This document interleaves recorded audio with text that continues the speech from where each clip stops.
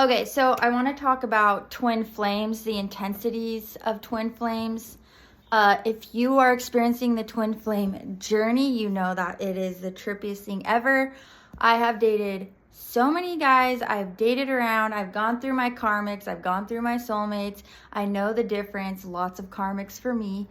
And the twin flame is something just so different. So when I broke up with my twin flame, it was a breakup that I've never gone through before. Like, I've gone through a lot of breakups, them breaking up with me, vice versa.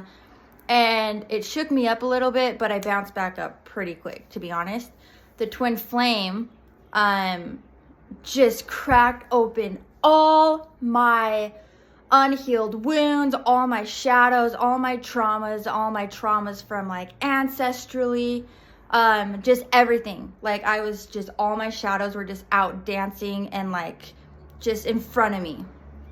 It's like all my guts and just everything was just out on the table, and I'm like, oh my gosh, I had thought I had done so much like healing and like inner work, but it was all the nitty gritty stuff. Okay, so it's been this process for like a year and a half of just getting all my guts and just like healing them, you know, loving them, putting them back into the right part and placing it gently and like, you know, sewing stuff up, letting it heal, shadows and fears coming up. And it's just been this rinse and repeat process of me basically remembering who I am as a spiritual being, which is why the twin flame is so intense, right? Like, the twin is there for you as a huge blessing to wake you up to who you are on a deep spiritual and godly level.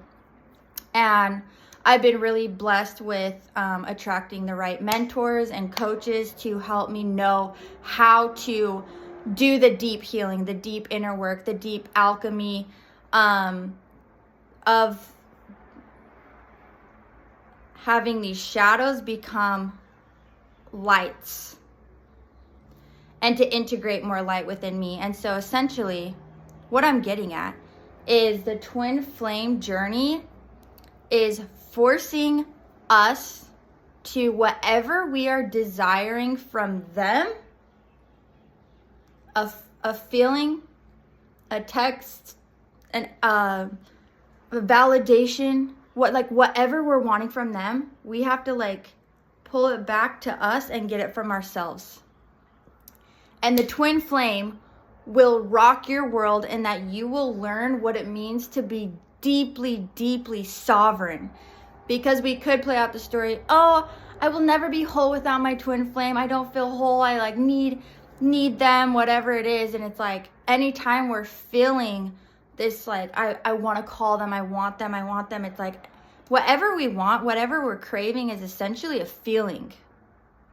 And once we get the feeling, we can get that feeling from ourselves. We don't need anything outside of us to get that feeling. We don't need that person to do something. We don't need that person to tell us something. We don't need that person to do anything. And when we start to realize this and we start to cultivate and have the tools to get it from within ourselves, and then to hold that feeling and to practice and hold that muscle and to strengthen that muscle until it's just like a part of us and we have fully embodied that feeling and that aspect of us, then the desire to have anything outside of you really just disintegrates. And it's really the most empowering process that we will ever go on. And even if you like haven't met your twin flame, and it's still this process, it's this process, the twin flame just amplifies the process like rocket fuel, like so much. But essentially, twin flame or not, it is a process of realizing your divinity, the source in which we come from. You have everything you desire within yourself. It's just tapping into that feeling. And once you know how to do that, then everything else is just the cherry on top. Everything else is just like the sprinkles. But like, you are what you're looking for, and you have everything that you're desiring. It's just tapping into that and remembering who you are, as we are spiritual beings having a human experience. And so as we start to like remove the layers and like we start to remember more and more and more and more and more, then we just become more excited, more energized, more happy, more fulfilled in our own skin, in our own lives, in our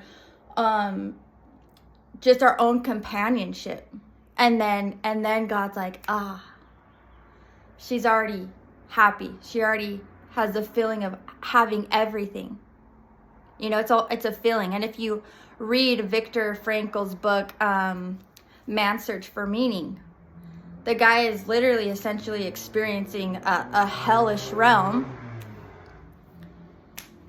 Like seeing the worst things, smelling the worst smells, like going through the most chaotic time.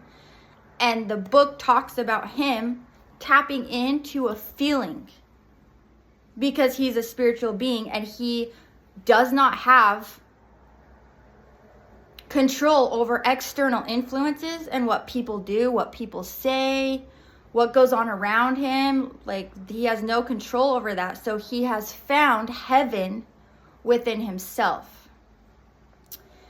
And I don't really know where I read this, but someone was channeling Jesus Christ and they were like, oh my gosh, like, Jesus, you were on the cross and, you know, like, that must have been so painful. Like, how was it for you? Like, I couldn't even imagine. And they're like hurting themselves, even just imagining how bad it was for Jesus. So they're literally just creating their own hell because they're having this empathy, thinking that, you know, and Jesus was like, honestly, my consciousness wasn't even there. My consciousness